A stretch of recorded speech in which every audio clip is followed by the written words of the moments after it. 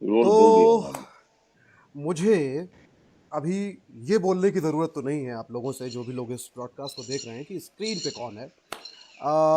मैं अपनी बात इसलिए शुरू करना चाहता हूँ, मैं कुछ हालांकि बोलने की ज़रूरत नहीं है, पर मैं बोलना चाहता हूँ क्योंकि एक प्रेमाइज ज़रूरी है इस फिल्म के बारे में जिसके बारे में हम बात करने जा रहे हैं, क्योंकि ये वैसी तमाम फिल्मों में से नहीं है जिनके प्रीमियर पे शोर मचता है, जिनके रिलीज़ पे शोर होता है, बहुत सारी बज़ होती है, पर ये उन फिल्मों में से है जो बहुत ज़रूरी है। जैसा कि मैंने अपनी फेसबुक पोस्ट में लिखा था, हमारे अंदर के प्रवासी से जो हमारे बाहर तक का प्रवासी है। तो मैं मुंबई में रहता हूँ पिछले 6 साल से। उसके पहले मैं दिल्ली में था, मेरी पैदाइश लखनऊ में हुई और मैं प्रवासी होकर दिल्ली पहुँचा, फिर दिल्ली से प्रवासी होकर मुंबई पहुँच गया। और इस पूरी भागदौड़ में अब जब मैं फिल्में लिखता हूँ, रुक्मिनी भी फिल्में लिखती हैं और देवाशीष की फिल्म तो आप देखेंगे ही परसों। इस पूरी भाग दौड़ में हम जब रात को घर लौटते हैं तो कई बार हम पहचान नहीं पाते हैं कि हम जो थे वो रह गए हैं कि नहीं, यानी कि हम अपने अंदर भी थोड़ा सा प्रवासी हो जाते हैं इस प्रवास के प्रोसेस में। और फिर हमने सड़कों पर लाखों लोग देखे अभी कोरोना के बाद, पैदल चलते हुए हज़ारों किलोमीटर। ये फिल्म एक कहानी है, एक कहानी कहती है जिसमें एक प्रवासी उसी सूबे का है, बहुत सारे प्रवासी दूसरे सूबों से आए हुए हैं, वो चाहे बिहार और यूपी से मुंबई या दिल्ली आके काम करने वाले नौजवान हो या झारखंड और छत्तीसगढ़ के मजदूर, हम सब अंदर और बाहर दोनों जगह प्रवासी हो चुके हैं। तो हम बात करेंगे भोसले के बारे में। भोसले रिलीज़ हो रही है, उसका प्रीमियर हो रहा है, चूँकि अब आगे कुछ समय तक रिलीज़ का मतलब जो है वो OTT रिलीज़ ही होने वाला है। तो भोसले का वर्ल्ड प्रीमियर हो रहा है 26 जून को। डायरेक्टर देवाशीष हमारे साथ हैं, बहुत अच्छे दोस्त हैं। एक्टर के बारे में मैं कुछ नहीं कहना चाहूँगा, मैं नाम भी लेना चाहूँगा, पर मैं वेलकम करना चाहूँगा मनोज भाई। मनोज जी वेलकम है, आपका स्वागत है। देवाशीष आपका स्वागत है। रुक्मिणी हमारी सीनियर सहयोगी जो है वो साथ हैं, रुक्मिणी एंटरटेनमेंट की बड़ी जर्नलिस्ट रही है। तो रुक्मिणी आप शुरुआत कीजिए, मैंने प्रस्तावना रख दी है। मैं दोनों का अभिनंदन करती हूँ। और मनोज जी, मैंने फिल्म देखी है और अजीब ही फिल्म है ये तो, मतलब इतनी कॉन्फिडेंट फिल्म मेकिंग मैंने बहुत ही कम देखी है। मतलब इतना पोएटिक और आराम से अपने पेस पे चलता हुआ, पर इतना पावरफुल, इतना ड्रामेटिक। आपका काम कमाल का है। आज मैं आपको देख रही हूँ तो मेरा पहला सवाल है कि मैं भरोसा नहीं कर पा रही हूँ कि आप इतने यंग हैं उस फिल्म को देखने के बाद। मतलब उस फिल्म में तो आपने क्या किया अपने साथ उस फिल्म में? मतलब कैसे आप उस चरित्र में घुसे? मतलब इस मनोज वाजपेयी को देख करके वो भोसले, मतलब दोनों को साथ में जक्सटापोज करना बहुत डिफिकल्ट है। जी, देखिए वही एक अभिनेता का काम है। और मैं हमेशा कहता हूँ कि सबसे लंबी जो प्रिपरेशन हुई है वो भोसले पे हुई है, बिकॉज हमको प्रोड्यूसर कोई मिल नहीं रहा था। प्रोड्यूसर जब आपको मिलता नहीं है तो डायरेक्टर और एक्टर ज्यादातर आपस में बातचीत करते रहते हैं।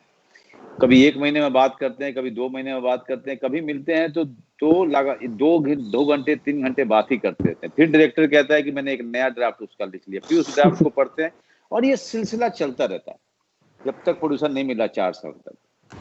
और ये सिलसिला लंबा जब चला तो उस दौरान में मेरी और देवाशीष की कई बात हुई और कई सारे वर्जन जो ड्राफ्ट थे स्क्रिप्ट के पढ़े, उस पर बातचीत की। तो उस दौर हमेशा ऐसा लगा कि फिल्म की शूटिंग होने वाली है और मैं अपनी प्रिपरेशन शुरू कर देता था। तो करते करते जब तक शूटिंग का समय आया तो देवाशीष ने कहा कि उसे वर्कशॉप करना है। और 2 दिन का मैंने वर्कशॉप मैंने भी लिया था। तो ऐसा लगा जैसे कि भोसले ऑलरेडी था मेरे अंदर में, इतनी तैयारी 4 साल में हो चुकी थी। तो जब टेक की बात आती थी, जब शॉट की बात आती थी, मैं इमीडिएटली हो जाता था, बिकॉज वो बॉडी मेरी पहचान चुकी थी भोसले को। वो जब भोसले नाम से ही उस पर रिस्पॉन्ड करना शुरू कर देती थी। It's only because of those many years of preparation. जो भी एलिमेंट्स, जितनी सारी चीजें, सब कुछ एक एक चीज हम देवाशीष के साथ डिस्कस किया था हमने। उसके कॉन्फ्लिक्ट, उसका बैकग्राउंड, उसकी बैक स्टोरी, उसकी चाल, उसके पोस्चर, उसका दुनिया को देखने का नजरिया, उसके चौल को देखने का नजरिया, हर चीज।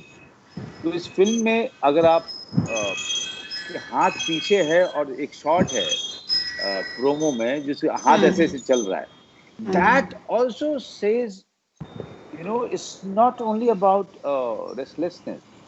He is not able to, शायद इसलिए भी वो दो सोसाइटी के साथ में, चौल के साथ में रिलेट नहीं करता है, because he doesn't relate to it. He doesn't know how he will respond to any situation which is not right for him. So एक वो ऐसा आदमी है जो by choice अपने आप को अंदर बंद करके रखता है. By choice, because the ways of the chawl, ways of the society, ways of the people, it doesn't go down very well with him. His disagreement is on every step. तो इन सारी चीजों पे ना जो काम हुआ था पहले से, वही सारी चीजें जो हैं आपको देखने को मिली हैं. ऐसा कुछ भी अलग हमने शूटिंग पे, हम लोग ज्यादा बात नहीं करते थे. आप पूछिए इनसे, हम लोग ज्यादा बात नहीं करते थे. ये सीन पे बात होती थी, फिर हम लोग करना शुरू कर देते थे, because we known it backwards. मेरा अगला सवाल भी आपसे ही है. देवाशीष से मैं बहुत लंबी बातचीत करने वाली हूँ उसके बाद. पर मेरा अगला सवाल आपसे ये है कि भोसले और मनोज वाजपेयी में भी काफ़ी सिमिलैरिटीज़ हैं. दोनों ही लगता है जैसे बहुत ज़्यादा सोशलाइज नहीं करते हैं, अपने काम से मतलब रखते हैं, और जैसे वहाँ पे भोसले अपने साहब को चाय पिलाता रहता है, उसका मकसद सिर्फ एक ही है कि वो किसी तरह से पुलिस सर्विस में फिर से चला जाए.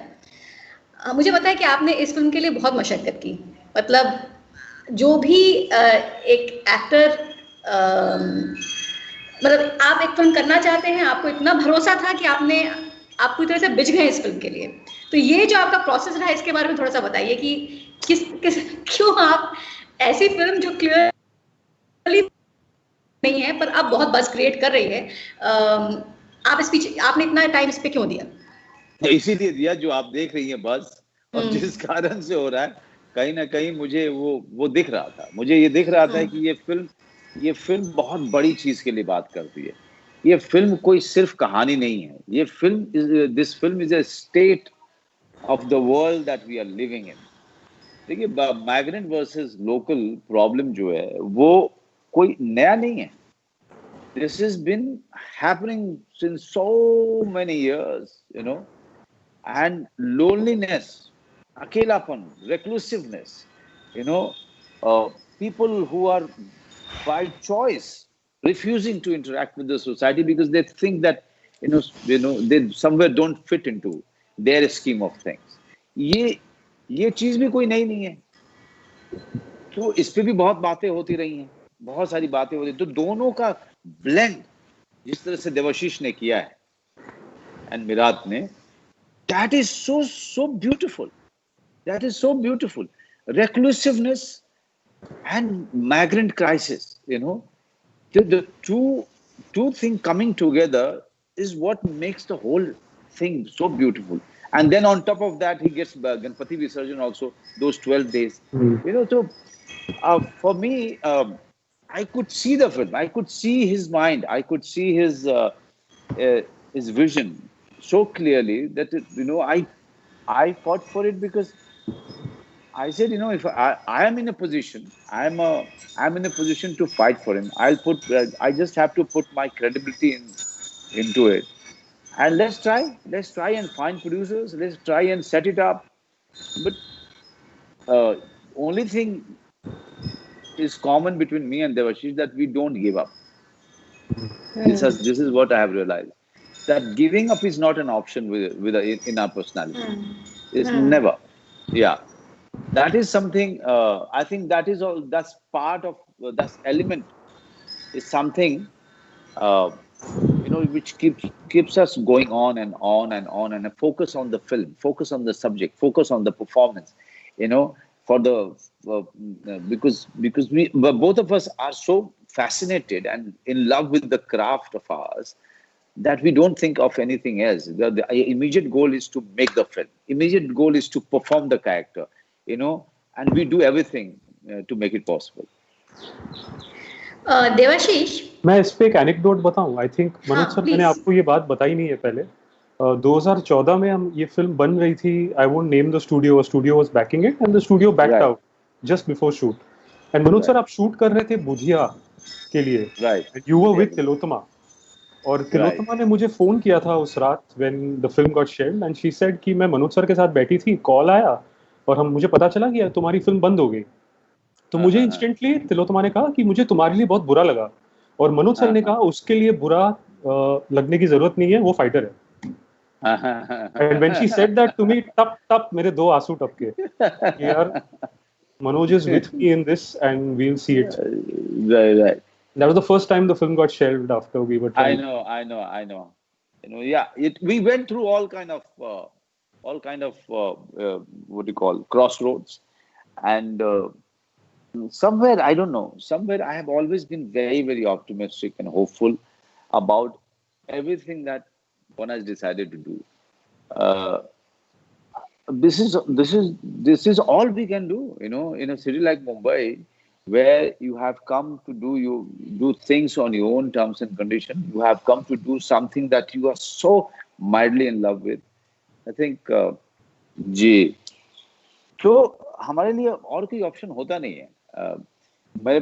मैं हमेशा जो वर्कशॉप कंडक्ट करता हूँ अभी भी, जो कई सारे, उसमें सारे स्टूडेंट्स को यही बोलता हूँ कि boss, you have to understand one thing, कि पहले तो आपको, क्रिकेट में कहते हैं ना कि when you are in doubt always go back to the basic. So what is our basic? Our basic is why in first place we got excited to do this. We got excited to do this and leave everything behind because we are so much in love with this, right? We left everything behind and we came here in my case, I went to Delhi at the age of 17, 18. I didn't know what would happen, but still I was so, I felt a kind of a liberation and freedom that I'll be acting. I'm so good, man, so great. I'll become an actor. I'll be making a living out of acting. That fascinated me. That kind of excited me. That motivated me.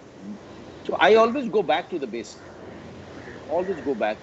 If I'm getting too many no's from people, I always go back to the basic and again try hard. Never leave it halfway. मजा नहीं आता यार. मेरा एक सवाल है इसमें मनोज भाई, क्योंकि हम लोग दरअसल लगभग मैं भी उसी इलाके से आता हूँ, हिंदी पट्टी में लगभग.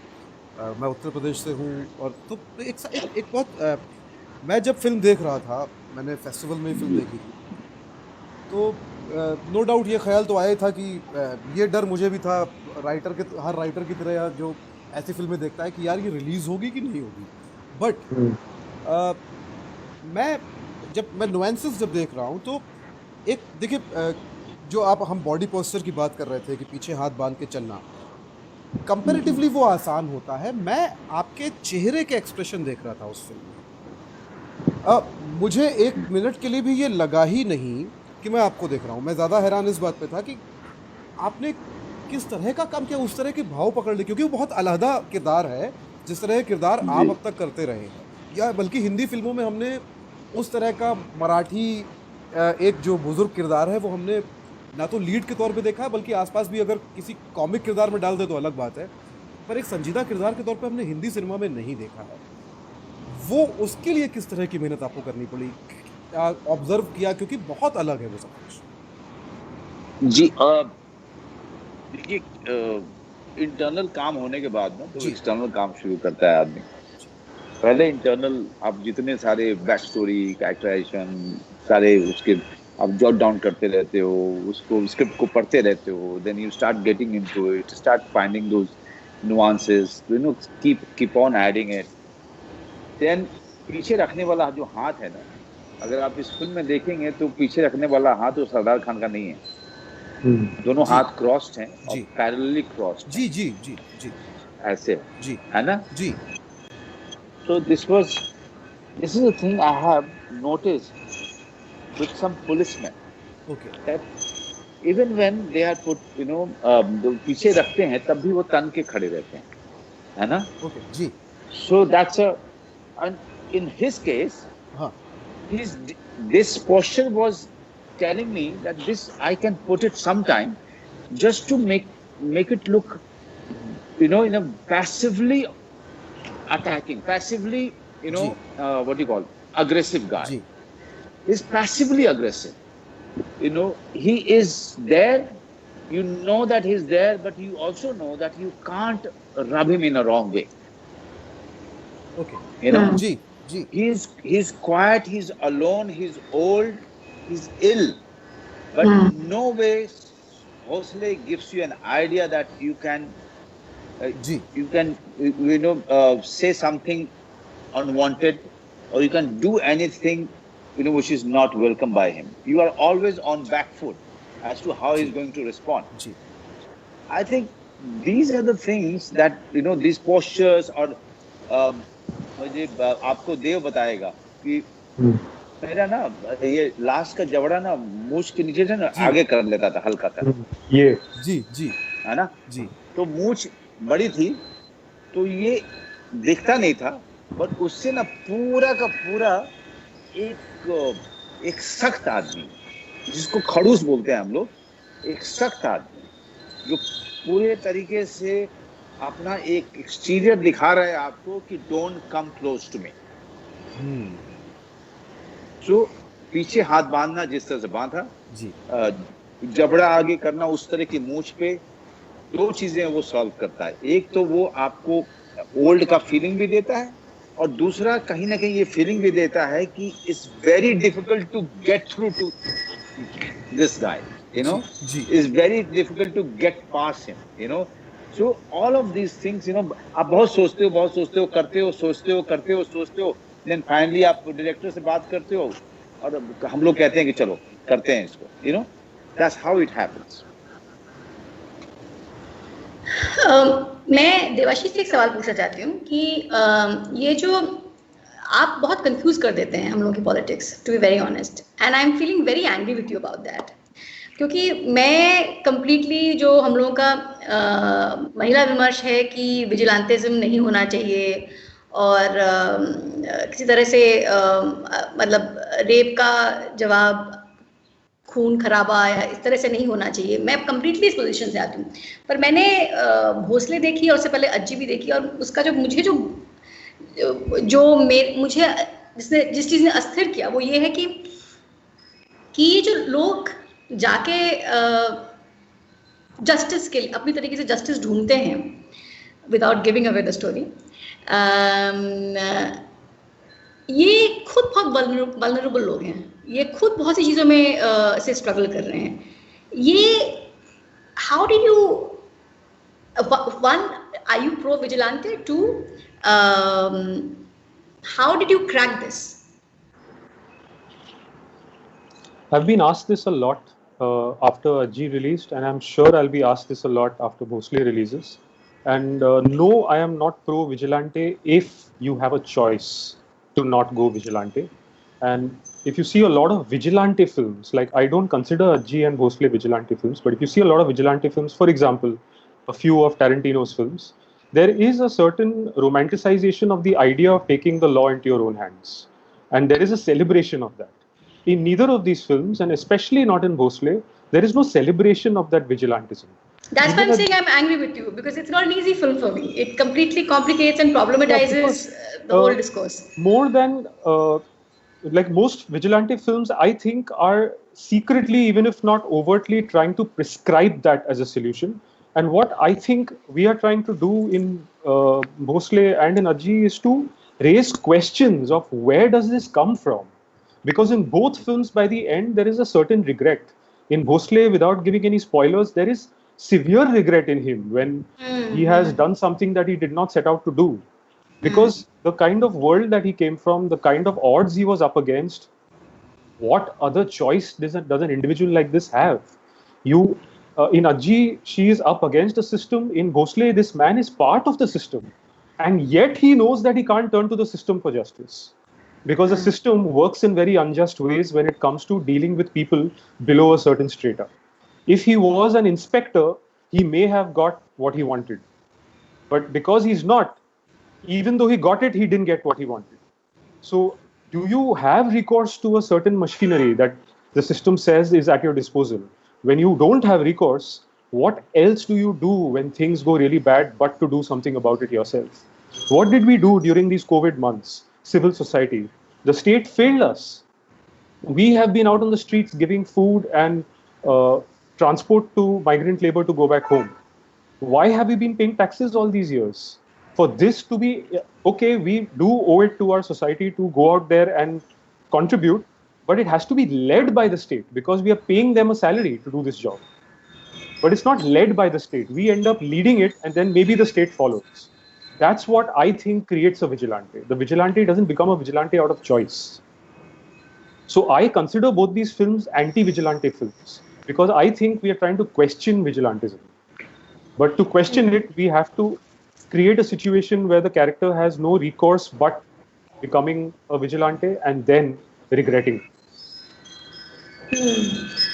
ये आपकी फिल्म में बहुत आपने साइलेंसेस यूज किए हैं, मतलब इतना सन्नाटा है पूरी फिल्म में, मतलब बहुत ही पेनफुल सन्नाटा है वो, एंड बहुत ही सुंदर सन्नाटा भी है वो, मतलब it's a beautiful combination of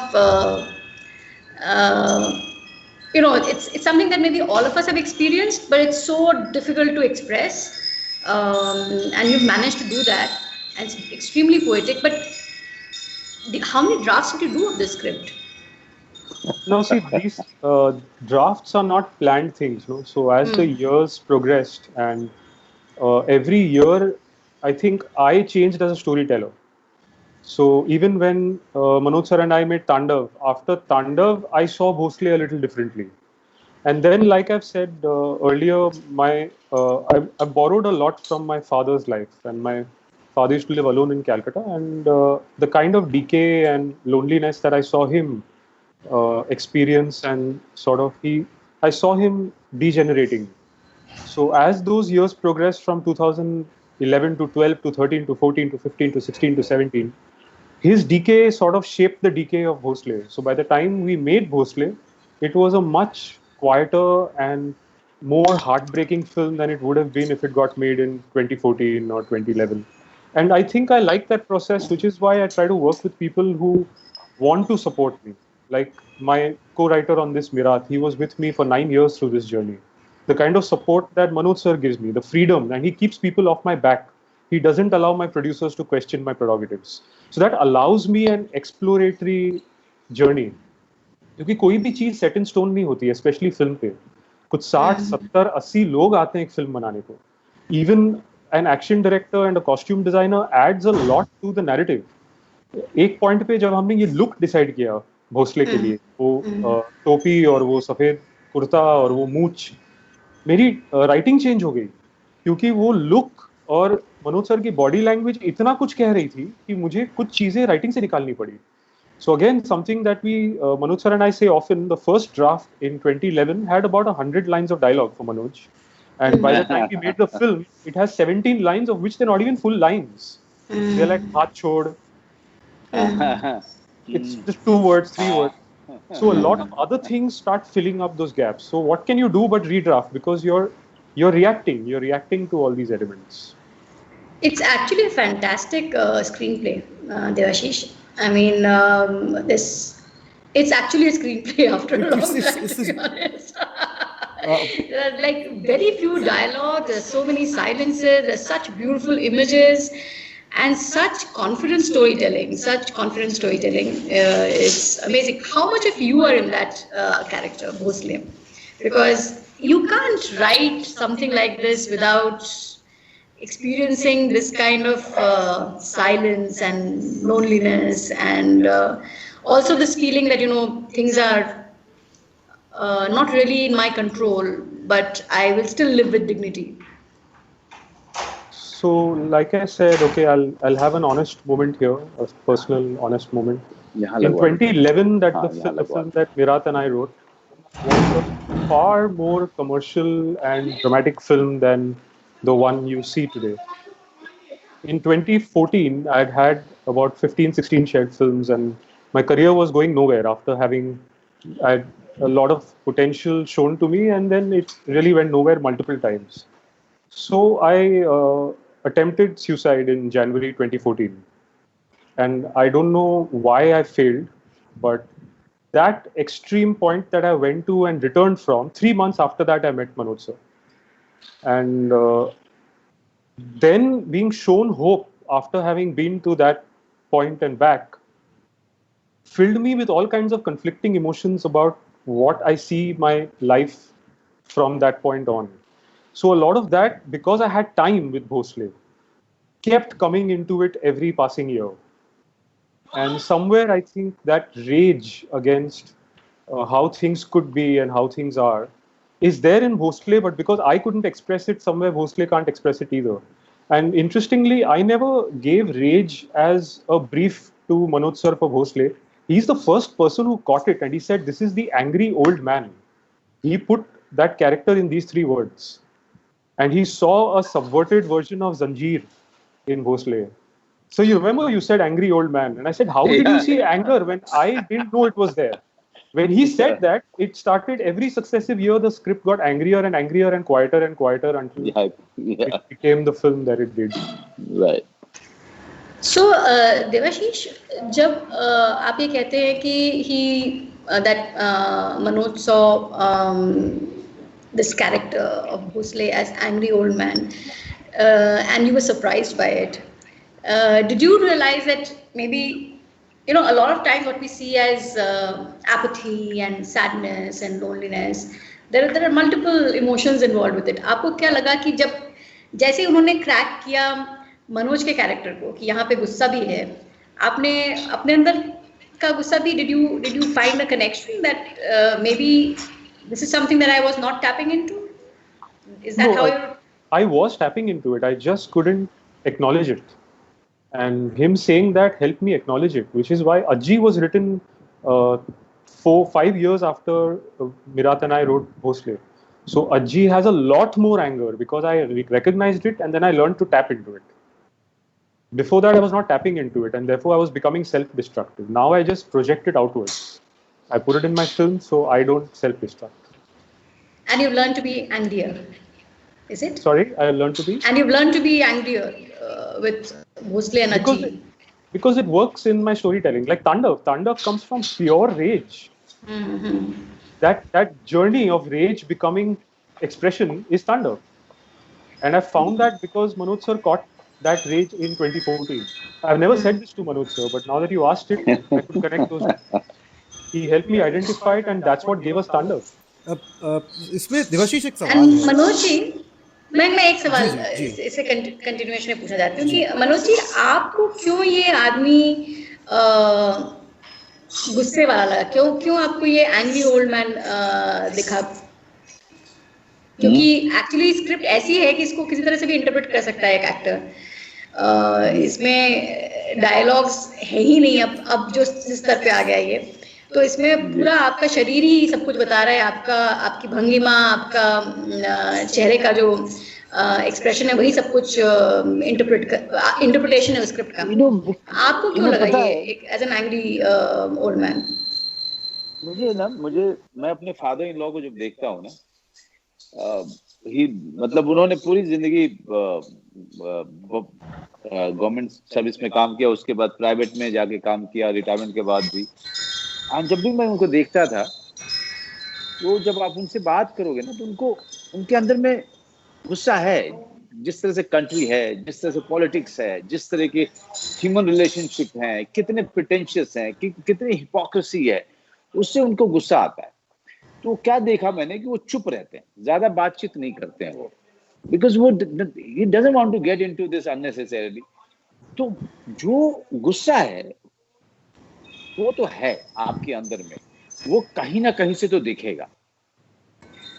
वो बहुत ऑनेस्ट रहे पूरी जिंदगी मेरे फादर इन लॉ, और हमेशा ये भी कहते रहे, यार कुछ होने नहीं वाला है, क्या बात कर रहे हो, छोड़ो, कुछ नहीं बदलेगा, कुछ नहीं बदलेगा, you know, and nothing, you know.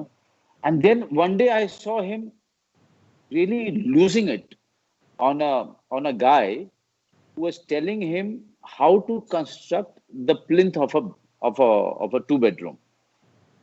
He just lost it because उन्होंने जान लिया कि ये आदमी जो है झूठ बोल रहा है, ये आदमी पैसे खाना चाह रहा है. You understand? So Bhosle kind of person is somebody who scan you, who will scan you through and through. He is somebody. He's not only disappointed, but he doesn't want to get into an argument with you because he knows the truth. He knows where do you stand. After so many years of dealing with people, he knows human relationship. He knows the politics of the chawl. He knows all those people who is trying to, poke into his life. He knows all of them, and he finds it quite unnecessary to talk to them. So he's different kind of an angry person. He's somebody who doesn't agree with the ways of the world, who understands the shortcomings of the people and the relationship, but he still will not waste time to, get into any kind of argument with people.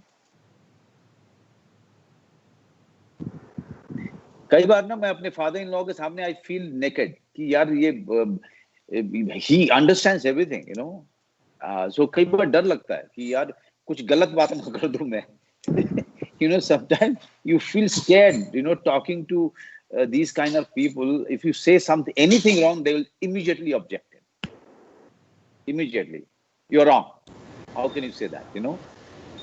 So I have seen these people. I know where Bhosle's anger is coming from, and duty is for him an escape. He doesn't want to get back to that world. Doesn't want to mingle with that world out there. He only wants, the duty is a rescue for him. Duty gives an excuse, to run away from the hypocrisy, to run away from the what do you call, dishonesty of the people around. Even in his on his duty, he keeps quiet. He sees something, he keeps quiet.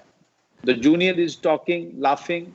He finds it so frivolous, He keeps quiet. But the moment he gets a reason to be angry, the moment he gets a reason to show it, he shows it.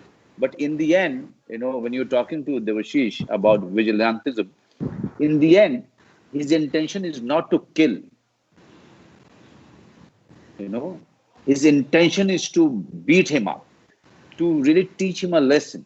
But anger goes out of control, where really doesn't know where to stop it.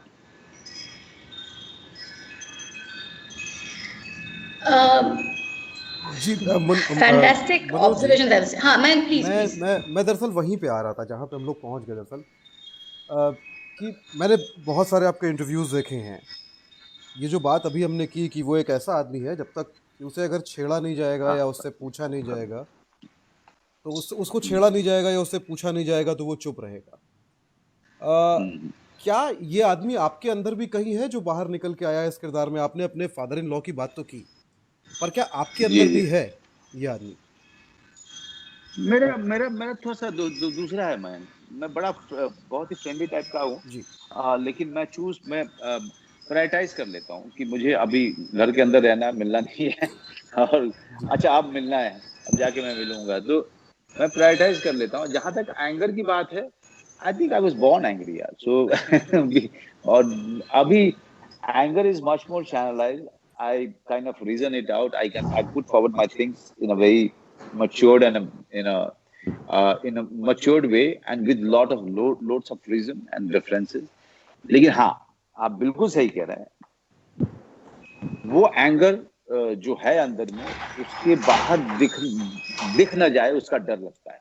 क्योंकि एक जो तकलीफ है, वो प्रवासी की जो तकलीफ है, वो आप भी हैं, वो देव भी हैं, वो मैं या रुक्मिनी कोई भी हो सकते हैं, और एक स्ट्रगल जो करते हैं, और हजार चीज़ों को लेके. जैसे आपका एक पुराना इंटरव्यू में देख रहा था जिसमें आपसे एक सवाल पूछा गया, वही नेपोटिज्म को लेकर घिसा पिटा सवाल, लेकिन आपने उसका जो जवाब दिया, उसमें भी एक वो जो रोष है, एक है कि यार एक तो तुम ये कर भी रहे हो और फिर तुम सवाल भी पूछ रहे हो इस पे.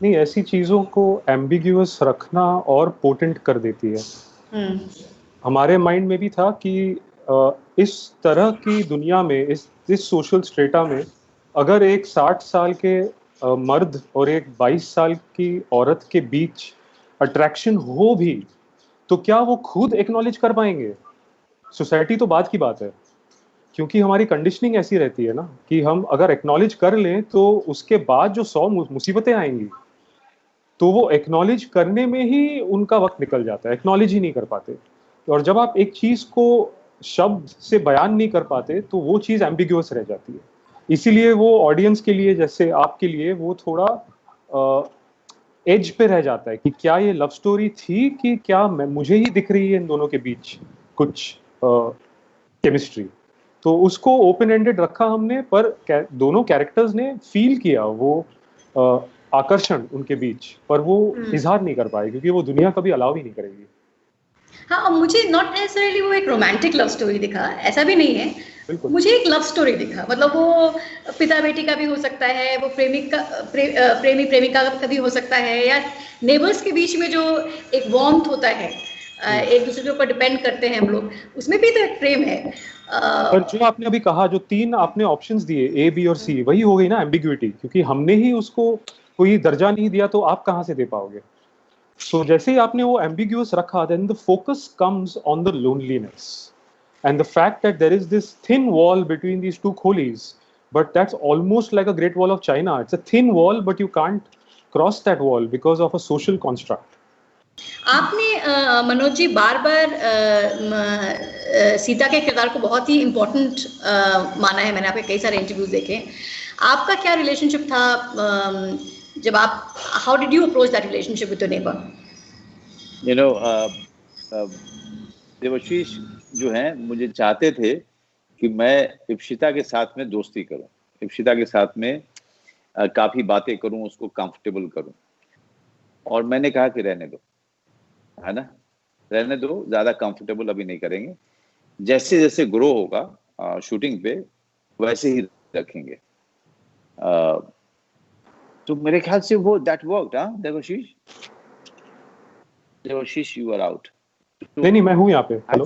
हाँ, सब लोग हैं। एक्चुअली वो टेंटेटिवनेस जो आपके रिश्तों में दिखता है, वही उस पूरे डायनामिक्स का एक्साइटिंग पार्ट है। कि और ये अमेजिंग है कि मैंने और इप्सिता ने हार्डली बातचीत की होगी, खास करके लोकेशन पे, and it was an intention. आप बिलीव नहीं करोगे, अभी हम लोग ज्यादा इंटरेक्ट करते हैं एक दूसरे के साथ में, इंस्टाग्राम पे, व्हाट्सएप पे, हम लोग बहुत कुछ भी अच्छा होता है तो वो बोलती है, कुछ भी अब मुझे अच्छा लगता है तो मैं बोल देता हूँ उसको। सो अभी हम लोग शूटिंग के बाद भी हमने ज्यादा बातें, उसके बाद ज्यादा हमारे जो रिश्ते हैं ज्यादा मजबूत हुए हैं। उस दौरान में इंटेंशनली मैंने, Debashish, I don't know whether you remember it, मैंने कहा था कि थोड़ा रहने दे, टेंटेटिव रहने दे इसको, क्योंकि इप्सिता बहुत नर्वस थी कि मनोज सर के साथ फ्रेम शेक करे, तो मैं सोचा कि उनको कंफर्टेबल कर लेते हैं। मनोज सर ने कहा नहीं, अनकंफर्टेबल रहने दो, क्योंकि वही चाहिए सीता के लिए भी। राइट। तो दरवाजा खटखटाती है तो दरवाजा उसके मुंह पे स्लैम करता है उसलिए। राइट। So आप believe नहीं करोगे, which I was feeling bad about it off the camera, but I said, you know, for the larger good, I think it's just the right thing to do. And Ipsita is a great actress, so she also responded to that energy. Yeah, and it came in the frame. She's so mesmerizing. I mean, in the film, you've seen the film, you know, Santosh and Ipsita and Lalu, you know, so these guys are so beautiful. Oh, मतलब इनको देख के मजा आ गया मुझे। तो मनोज जी को अभी निकलना है, उनको जल्दी में कहीं जाना है, तो वो जो है, रुक्मिणी, आप कुछ पार्टिंग वर्ड्स कहेंगी और फिर हम जो है नहीं, आपको ऑल द बेस्ट, बहुत बहुत मुबारक इतनी सुंदर फिल्म बनाने के लिए, इतनी सुंदर फिल्म को प्रोड्यूस भी करने के लिए, और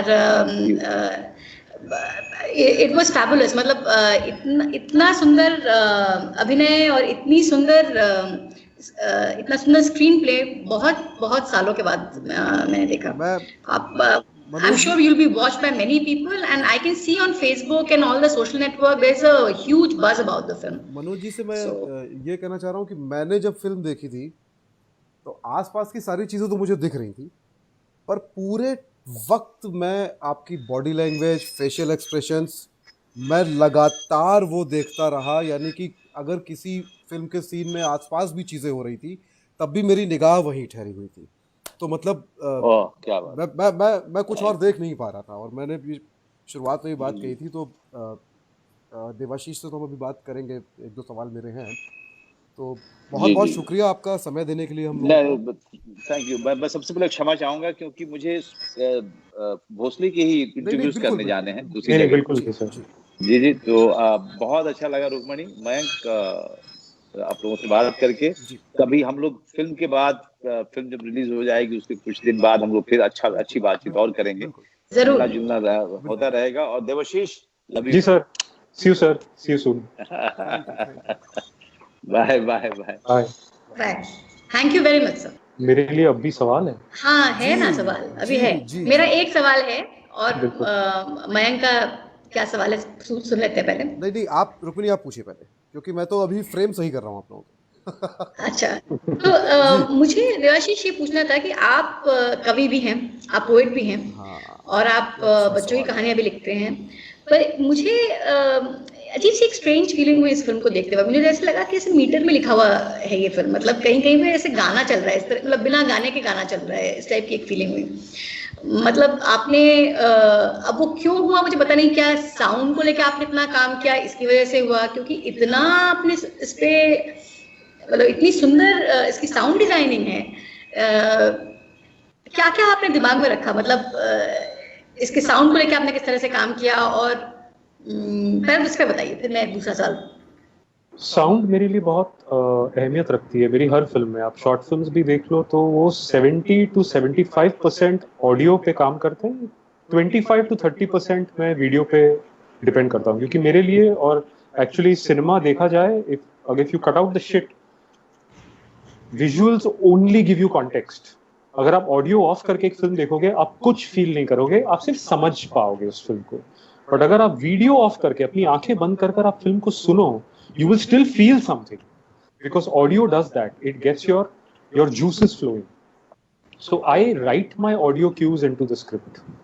तो एक ड्राफ्ट में लिखता हूँ शूट के 2-3 हफ्ते पहले, जो मैं 2-3 दिन खुद को लॉक इन करके, जहाँ मैं काफ़ी सारे ऑडियो क्यूज जो मैंने इकट्ठा किए हैं वो प्रेप के दौरान, वर्कशॉप्स के दौरान, एक्टर्स के कास्टिंग के बाद, एक्टर्स को असिमुलेट करने के बाद, जहाँ मैं ऑडियो क्यूज स्क्रिप्ट में लिख लेता हूँ। और भोसले, अज्जी, तांडव, इलायची, पूंगा, इन सारी फिल्मों में एक ही चीज कॉमन है, मेरे साउंड डिजाइनर कामोद खराड़े। हमने 5 फिल्में की एक साथ, तो कहीं ना कहीं एक समझ है हम दोनों के बीच। तो मैं इस तरीके से वो डिटेल्स डाल देता हूँ स्क्रिप्ट में, he finds it, he understands me. We work a lot on the sound. If it took, like this film took 26 days to shoot, we shot it really fast. I took 3 months to do the sound design. So a lot of the meter and the rhythm that you're talking about, जो आप feel करते हो भोसले के लिए, वो सन्नाटे की वजह से फील नहीं करते हो आप। वो जो साउंड्स आपको जो कह रही हैं उनके बारे में, there are a lot of times Bhosle is out of focus. उनका चेहरा भी क्लोजअप में नहीं दिखता, फोकस कहीं और है। जब वो थर्मस से चाय पोर करते हैं, फोकस थर्मस पे है, पर आप फील करते हो क्योंकि वो कलर पैलेट, वो लाइट या लाइट का ना होना, और वो साउंड डिजाइन आपको कुछ महसूस कराती है। ऑडियो बहुत कुछ कर सकती है, इसलिए मैंने डायलॉग्स कम करे। वो ड्राफ्ट जहां साउंड डिजाइन डायलॉग का काम करने लगी, मैं डायलॉग निकालने लगा, साउंड डिजाइन लाने लगा। कह रही हूँ कि इसमें मतलब मुझे ये वाली फिल्म देखने के बाद ये रियलाइज हुआ कि हम लोग कभी कभी, खास करके हिंदी पॉपुलर फिल्मों में, हम कितना कामचोरी कर जाते हैं। हम मतलब एक जैसे कहते हैं, एक ढिंचाक म्यूजिक लगा करके हम पूरा बैकग्राउंड स्कोर कर लेते हैं। या इसमें वो चाहे वो ट्रांजिस्टर ही हो, वो ट्रांजिस्टर ही आपका बहुत, आपने मतलब मैं सोची थी कि इसका आपके लिए रेफरेंस क्या था? आप जब छोटे थे तब आपने देखा था इस तरह का ट्रांजिस्टर रेडियो? मेरे फादर वो सारी चीजें, चाय का पीना हर वक्त, चाय खुद बनाना, वो थर्मस की हालत, वो ट्रांजिस्टर जो खराब हो रही है पर बीच बीच में 2 मिनट भी चलती है, वो ट्रांजिस्टर का कॉन्स्टेंटली चलते रहना। क्योंकि मेरे फादर, जैसे मैंने कहा, मैं कलकत्ता छोड़ के बम्बई आया, मेरे फादर 16-17 साल अकेले रहे। तो हमारे घर में छोटा सा घर है, 2 कमरे हैं और एक किचन है। तो किचन में और उन 2 कमरों में एक एक ट्रांजिस्टर रखा था। तो उनकी महीने में सबसे ज्यादा खर्च होती थी बैटरीज पे, पेंसिल बैटरीज पे। वो छोटी ट्रांजिस्टर, फिलिप्स की ट्रांजिस्टर 1970s 80s की, वो पैकिंग टेप लगा लगा कर क्रैक ट्रांजिस्टर को 2 साल पहले तक यूज करते रहे। और वो तीनों कमरों में अलग अलग चैनल्स बजती थी। तो अगर आप बीच में खड़े रहो तो यहाँ से किशोर कुमार की आवाज आ रही है, यहाँ से मन्ना डे की आवाज आ रही है, तो यहाँ से बीटल्स का गाना आ रहा है। और वो तीनों के कैकोफोनी में उनको थोड़ी शांति मिलती थी कि मैं अकेला नहीं हूँ, मुझे इंसान की आवाज आ रही है कहीं से। This also is तो वो मैं सुनकर कभी कभी मैं सीक्रेटली रो देता था कि मैं यहाँ नहीं हूँ, इससे उनको अपना अकेलापन भरना पड़ रहा है। तो ये चीज मैंने भोसले को दे दी। मुझे और ऐसा भी जैसे ही लगता है वो ट्रांजिस्टर खराब होती है भोसले की, जी। His physical decline begins. मैं यहीं पे आ रहा था। मुझे ऐसा भी लगता है कि जैसे फिल्म में आपकी जहाँ जहाँ साउंड्स आ रहे हैं अलग अलग तरह के, वो पटाखे छूटने का साउंड हो सकता है ना, त्योहार का हो सकता है, शोर हो सकता है, झगड़ा हो सकता है, और सबका अलग अलग एक साउंड है। एक ह्यूमन बीइंग के तौर पे, एक इंसान के तौर पे, मतलब मैं चूंकि शायद एक इंसान हूँ, जानवरों पे भी उसका असर होता होगा। ना केवल हमारे बिहेवियर को शेप ये कर रहे हैं साउंड्स, कई बार बहुत रैंडमली भी शेप कर सकते हैं।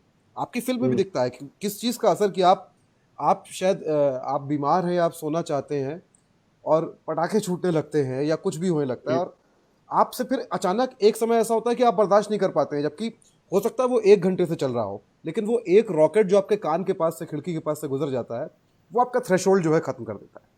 वो बिल्कुल। तो आपके बिहेवियर को भी शेप कर रहा है। इस फिल्म में भी जो है बहुत सारे ऐसी जगह है जहाँ पे वो या तो एनहेंस कर रहा है, या कई बार क्या देवाशीष आपने जानबूझ के कोशिश की है जो साउंड डिज़ाइन है उसमें ये चीज़, ये एलिमेंट डालने की कि जो कुछ यहाँ चल रहा है इस सीन में उससे बिल्कुल अलहदा, बिल्कुल बिना किसी रिश्ते वाला एक साउंड उस सीन में है, जिससे कोई फर्क, जहाँ से साउंड आ रहा है वो साउंड का सोर्स, उसको कोई फर्क नहीं पड़ रहा है, पर हमारे सीन में जो कैरेक्टर्स हैं उसको वो अफेक्ट कर रहा है। क्या ये जानबूझ के किया है आपने कुछ जगह? बिल्कुल जानबूझकर। वेरी ग्लैड आपने ये सवाल पूछा। ये मेरी फेवरेट थीम है। मैं, अगर मुझे कोई, आज तक किसी ने बुलाया नहीं किसी फिल्म स्कूल में टॉक देने को, पर अगर कोई मुझे टॉक देने को बुलाए तो मैं इस पॉइंट पे 1 घंटे 2 घंटे तक बात कर सकता हूँ कि ऑडियो और विजुअल जो है ना, वो दोनों चीजें, तो like you said, a lot of lazy films they repeat information. तो जो इमेज में आप एक इंफॉर्मेशन या इमोशन फील करा रहे हो, वो साउंड और म्यूजिक उसको अंडरलाइन कर देता है और उसको रिपीट करता है। मेरी हमेशा कोशिश रहती है कि जो विजुअल में मैं कह रहा हूँ ना, वो ऑडियो में कहने की जरूरत नहीं है मुझे। क्या मैं कुछ और कह सकता हूँ ऑडियो में, जिससे ये इंफॉर्मेशन वीडियो और ऑडियो के साथ कंप्लीट हो। तो आप वो ऑडियो को निकाल दो तो आप कुछ महसूस कम कर पाओगे, और आप वीडियो निकाल दो तो आपको कॉन्टेक्स्ट थोड़ा कम मिलेगा, पर दोनों एक साथ उस कॉन्टेक्स्ट और इमोशन को कंप्लीट करती है।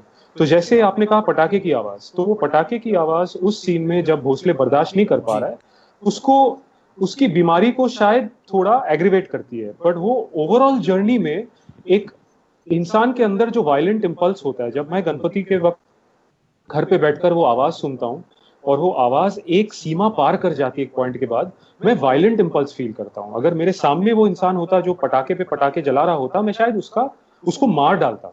तो वो वायलेंट इंपल्स जो एक बार आपके अंदर जाग गया ना, और उसका आउटलेट आपको नहीं मिला, वो आपके अंदर रह जाता है। तो भोसले के अंदर वो वायलेंट इंपल्स को लेयर बाय लेयर बिल्ड करना उसका काम था, ये इस तरह के साउंड्स। तो कभी कभी उस पर्टिकुलर फ्रेम के अंदर शायद मायने ना रखें, बट वो ओवरऑल जर्नी में ऑडियंस वो फ्रस्ट्रेशन और वो वायलेंस का बिल्डअप फील कर रही है शायद सबकॉन्शियसली। ये डिजाइन एंड में जाकर हाँ जी, ये डिजाइन करते हुए कभी डेडलॉक आता है कि लगता है कि अब अटक गए, अब कुछ समझ में नहीं आ रहा है क्या करता है? डेडलॉक से ज्यादा कंफ्यूजन्स बहुत होते हैं। हाँ, कि मतलब ये वर्क करेगा कि नहीं करेगा। तो कई बार, इसलिए तो 3 महीने लगते हैं साउंड डिजाइन करने में। हमने कई ड्राफ्ट्स किए।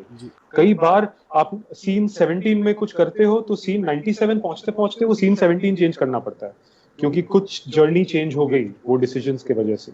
तो कई सारे ड्राफ्ट्स करने पड़ते हैं, क्योंकि इतनी क्लैरिटी मिलना तो मुश्किल है, क्योंकि मैं ना भोसले हूँ ना वो दुनिया मेरी है, हम एक दुनिया क्रिएट कर रहे हैं। उसको कायम करने के लिए वो कई बार उसको रिविजिट करना, चेंज करना जरूरी क्योंकि है। हम में से कई लोग या ज़्यादातर लोग शायद जिस इंडस्ट्री में हम लोग हैं वहाँ ज़्यादातर लोग इस तकलीफ से, ये जो एक जो मेंटल स्ट्रेस या ट्रॉमा, ये साइकोसिस है, जिस तरह की कहानी आप कह रहे हैं, और जैसे साउंड की बात हुई, वो गूंजता रहेगा, आप सोचेंगे उस बारे में, आप परेशान होंगे। तो बहुत सारे लोग चूंकि इस इंडस्ट्री में शायद बचना भी चाहते हैं, एक सेफ रास्ता ढूंढते हैं कंफर्ट जोन में रह के, कि हम एक कहानी कहनी है पर स्टोरी टेलिंग करते हुए हमको खुद परेशान नहीं होना है। तो नहीं, बट मैं नहीं मानता, वो अलग तरीके की फिल्म है। कुछ ज्यादातर फिल्में जो बनती है बम्बई में, वो आपको एंटरटेन करने के लिए और आपको दिलासा देने के लिए, आपको एस्केपिज्म देने के लिए बनती है। तो उसमें आप फिर परेशान खुद हो जाओगे, तो आप वो एस्केपिज्म और एंटरटेनमेंट नहीं दे पाओगे व्यूअर को। बट इस फिल्म का मकसद कुछ और है। और ऐसी फिल्में जब अच्छे फिल्म मेकर बनाते हैं, जैसे कोर्ट या फैंड्री, उसमें आपको बहुत बढ़िया साउंड डिजाइन मिलेगी दोनों फिल्मों में, क्योंकि उनकी नीयत और उनका मकसद अलग है। एंटरटेन करने का मकसद ही नहीं है, तो वो मकसद पे डिपेंड करता है शायद। रुक्मिणी, आपको अपना माइक ऑन करना पड़ेगा जी। हाँ, मैं एक आखिरी सवाल मेरा है जी। और उसके बाद हम लोग जी। हम लोग छोड़ देंगे आपको। हाँ, मुझे लग रहा Not trouble you है anymore. मुश्किल होगा, क्योंकि आप मुस्कुरा रहे हो। नहीं, मैं बहुत सिंपल सा एक सवाल पूछ रही थी। This is more of a curiosity based question. आप माइकल हैनेके को फॉलो करते हैं क्या? आप क्या इन्फ्लुएंस्ड हैं माइकल हैनेके के काम से किसी तरीके से, या उनके ट्रीटमेंट से किसी तरीके से? अज्जी बनाने तक मैंने माइकल हैनेके की कोई भी फिल्म नहीं देखी, बट कुछ लोगों ने अज्जी देखकर मुझे ये कहा कि माइकल हैनेके जिस तरीके से वायलेंस को देखता है, हमको वो फील आपकी फिल्म से आती है। तो उसके बाद मैंने थोड़ा बहुत माइकल हैनेके का काम देखा है, बट नहीं, मैं पूरी तरह हैनेके में कभी खुद को मैंने इमर्स किया नहीं। और आपके फेवरेट फिल्म मेकर्स कौन रहे हैं? ये हमेशा मेरे लिए बहुत मुश्किल होता है सवाल का जवाब देना, क्योंकि मैं फिल्म बफ वैसे हूँ नहीं। मैं पूरी जिंदगी बम्बई आने तक मैंने कभी फिल्में नहीं देखी। मैं किताब ही पढ़ता रहा और म्यूजिक करता रहा और सुनता रहा। और यहाँ आने के बाद थोड़ी बहुत फिल्म लैंग्वेज समझने को मैंने फिल्म्स देखना शुरू की, पर कोई वैसे एक फिल्म मेकर नहीं है जिसको मैं वर्शिप करता हूँ, या 3 या 5। कुछ फिल्में होंगी, जैसे घटक की 1-2 फिल्में होंगी जिससे मैं बहुत अफेक्ट हुआ हूँ। किस्लावस्की को मैं कहीं ना कहीं अपना गुरु मानता हूँ। कुछ फिल्में हैं उनकी जैसे a short film about killing, जिस तरीके से उन्होंने वायलेंस को दर्शाया है और वो मोरालिटी को इतना एम्बिग्युअस रखा है कि हम एक मर्डरर से एक पॉइंट के बाद ऑलमोस्ट जुड़ने लगते हैं, और फिर खुद को चेक करते हैं कि यार क्या कर रहे हैं हम, why are we feeling empathy for a murderer. जब हमने वो पूरी मर्डर देख ली, उसके बाद भी हमको उसके लिए बुरा लगता है, क्योंकि वो कहीं ना कहीं एक बड़े साइकिल ऑफ वायलेंस का विक्टिम लगता है। तो उन चीजों से मैं प्रोत्साहित रहा हूँ। वो मॉरल एम्बिग्विटी और एक वायलेंस पे एक अलग लेंस जो फिल्म मेकर वो अपनाता है ना, तो मैं उसकी तरफ आकर्षित होता हूँ, because I like complicating and raising questions. And like you said, you felt frustrated by the vigilantism in Bhosle and Ajji, but you can't really deny it because it makes you question things. I'm really happy to hear that at least even if you don't like it, you can't dismiss the film. That's something I've strived for, to complicate that lens, to make it a questioning and not a pat answering of questions. नहीं, मुझे उतना पसंद नापसंद के नज़रिए से मैंने नहीं देखा उसको। मुझे क्योंकि फिल्में स्लोगन नहीं होती हैं, फिल्में और थोड़ी सी फिल्में पोइट्री भी होती हैं, फिल्में थोड़ा सा चीज़ें कॉम्प्लिकेट भी करती हैं, और जब हम कहानी बताते हैं तो उसमें उतना स्ट्रेट पॉलिटिकल पोजीशन न लेकर के हम प्रॉब्लमेटाइज भी करते हैं। तो वो मुझे समझ में आया। That's why I found it very interesting actually, and I felt angry with myself and with you for kind of complicating it for me, but it was very well done. I mean, you told your story with as much honesty as anybody can. तो मेरा सवाल खत्म हुआ। रुक्मिनी के घर की sound design भी अभी हम जिस बारे में बात कर रहे थे, विजुअल हमें कुछ दिख रहा है और हम अंदाजा लगा सकते हैं कि वो साउंड जो आ रहा है वो कहीं कुछ ऐसा टंगा हुआ है जो हवा से हिल रहा है, जो विजुअल में नहीं है। और वो बार बार तो वो पटाखे वाली आवाज़ मेरे दिमाग में भी आने लगी है। तो मैं बस ये चाहता हूँ कि एक बार हम जिस ट्रेलर की बात हो रही है, क्योंकि फिल्म परसों जो है, मतलब परसों क्या, कल रात को 12 बजे जो है इसका प्रीमियर हो जाएगा।